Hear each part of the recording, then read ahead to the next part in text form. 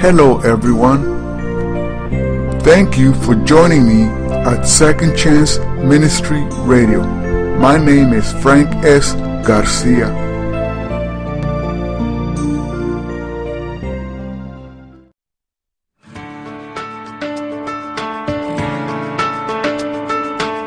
Hachette Audio presents I Declare 31 Promises to Speak Over Your Life. Written and read by Joel Osteen.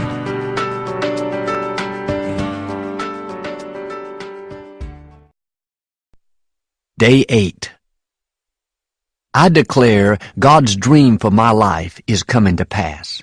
I will not be stopped by people, disappointments, or adversities. God has solutions to every problem I will ever face already lined up. The right people and the right breaks are in my future. I will fulfill my destiny. This is my declaration. A college professor took a group of students to China for a field trip. Several days into the journey, the professor experienced incredible stomach pain. He was hurting so badly, the professor asked a friend to call an ambulance. He was rushed to a local clinic. They were way back in a small town with no big hospitals. The medical staffer in charge noticed that the professor's appendix had ruptured. Poison was spreading throughout his body, but there were no surgeons around. There was little that could be done for the professor, his friend was told. I can give him some pain medication, maybe some sleeping pills, but my advice is that he should make peace with his family, the clinic staffer told him. The professor went into convulsions and passed in and out of consciousness. Back at home in the States, the professor's father, who is a pastor, began to feel an incredible burden for his son during a service at his church. The pastor tried to ignore the feeling, but it just wouldn't go away. Finally, he stopped the service and said to the congregation, "We must pray for my son. Something is wrong." They dropped to their knees and prayed. Back in China, at the clinic, it was 2 o'clock in the morning when one of that country's most well-known surgeons walked in. The same surgeon who travels with the U.S. president when he visits China.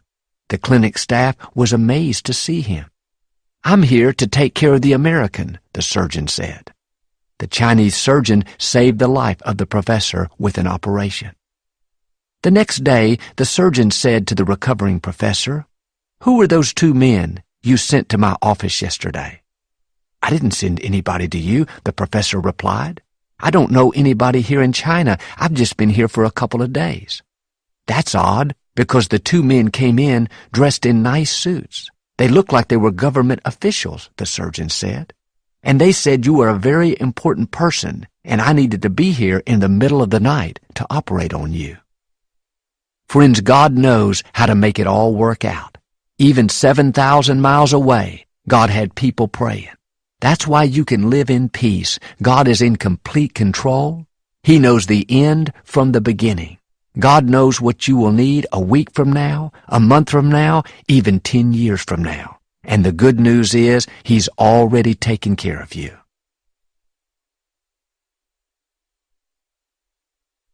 Day 9. I declare unexpected blessings are coming my way. I will move forward from barely making it to having more than enough. God will open up supernatural doors for me. He will speak to the right people about me. I will see Ephesians 3:20, exceedingly, abundantly, above and beyond favor and increase in my life. This is my declaration. My friend Samuel always dreamed of starting his own business. Year after year, he was faithful to his employer. He was always doing good things for somebody, not just encouraging people, but fixing things at their homes or giving them rides to the airport. He has a very giving spirit.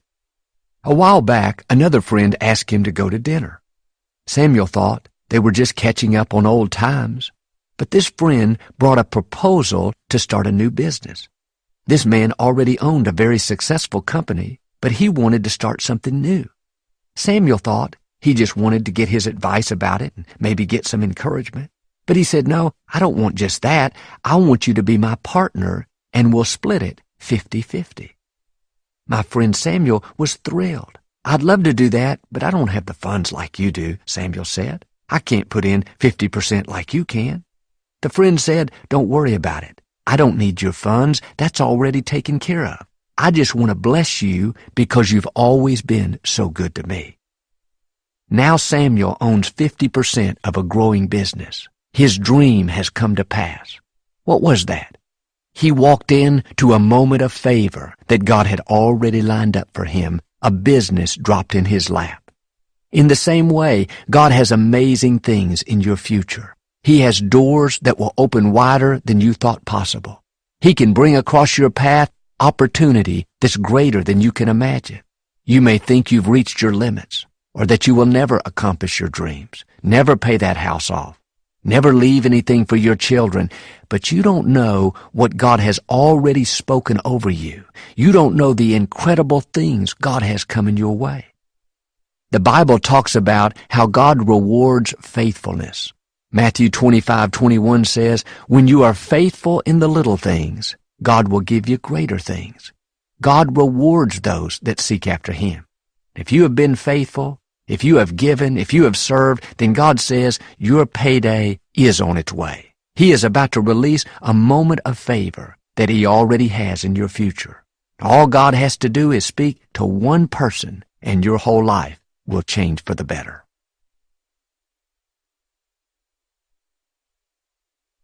Day 10.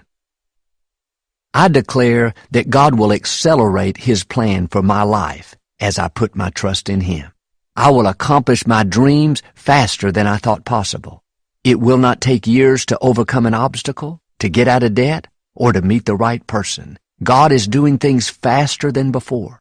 He will give me victory sooner than I think. He has blessings that will thrust me years ahead. This is my declaration. In the first public miracle Jesus ever performed, He turned water into wine at a wedding reception. During this big celebration, the host ran out of wine. Jesus' mother, Mary, came up and told Him about the problem. "Mom, why are you telling me that? I can't do anything about it," Jesus said. "My time has not yet come." I can imagine Mary just smiled and said to the workers, "Do me a favor. Whatever He asks you to do, just do it." Mary knew what He was capable of doing. There were 6 stone water pots nearby. They held about 30 gallons each. Jesus said to the workers, "Fill those pots up with water." They filled them up. Then He said, "Now dip out some of the water," which was now wine, "and take it to the host of the party." When the host tasted it, he called the groom over and said, "This is amazing. Most people serve the best wine first, and then, after people have had a lot to drink and don't know any better, they'll bring out the less expensive wine. But you've done just the opposite. You've saved the best wine for last." I've read some on how long it takes to make wine. It's a very lengthy process that begins, of course, with the planting of the seeds. Then it takes several years for the vines to grow and produce grapes. Once the grapes develop, mature, and are just right, they must be picked and processed to make the wine. In general, it can take 3 to 5 years before the first wine can be bottled. That's just average quality wine. The better quality wine takes between 5 and 7 years to make. Aging it for quality and increased value can even take decades. The best wine is often thought to be 20 or 30 years old. Yet in His first public miracle, Jesus produced the finest quality wine in a split second, just a moment in time for what would normally take decades to do. So if you're worried that you don't have enough time to accomplish your dreams, you need to remember that just as Jesus sped up the winemaking process, God can do in a split second what otherwise might take you many years. Maybe it should normally take you 20 years to pay your house off. But the good news is God is in the accelerating business. He can give you one good break that will thrust you 30 years down the road. He can turn your water into wine. Be encouraged. The God we serve knows how to speed up natural laws. He can take you further, more quickly than you could ever imagine.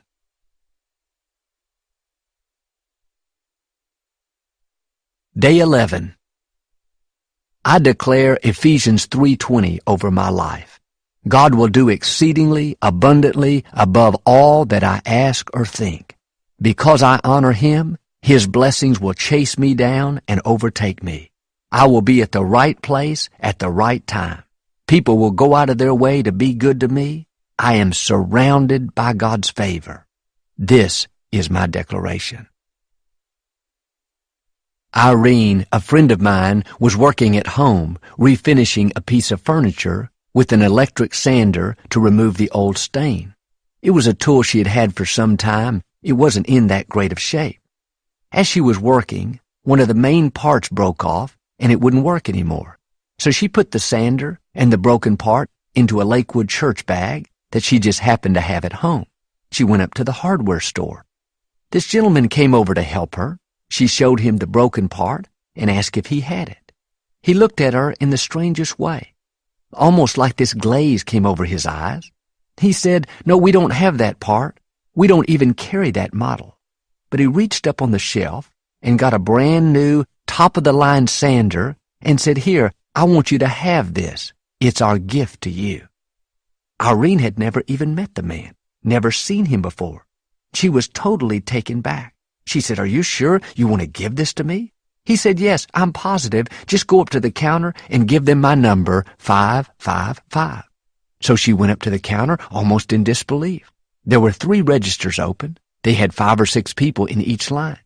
She stood at the back of the line. All of a sudden, the lady working the register looked over and said, "Hey, lady, come up here. I want to check you out right now." Irene pointed at herself and said, "Do you mean me?" She said, "Yes, I mean you, the highly favored woman." Irene was kind of embarrassed. She didn't want to cut ahead of others, but the lady insisted. She went up there and showed her the sander and said, "This man said he wanted to give this to me." She said, "Well, I don't know if he can do that. Who was he?" "I don't know, but he said his number was 555, Irene said. She said, "Well, he can do whatever he wants. He's the regional manager." And just as Irene was about to leave, she said to the lady, "By the way, why did you call me up in front of all these people?" The lady said, "I saw your Lakewood church bag, and I watch every Sunday. I know anybody that goes to Lakewood has to be highly favored." Friends, I believe when you stay in faith, you are highly favored. You need to prepare for an exceeding, abundant, above and beyond life. A life where people will go out of their way for no reason to be good to you. A life where you will get promoted even though you weren't the most qualified. A life where you find yourself at the right place at the right time. When you walk in God's favor, His blessings will chase you down and overtake you.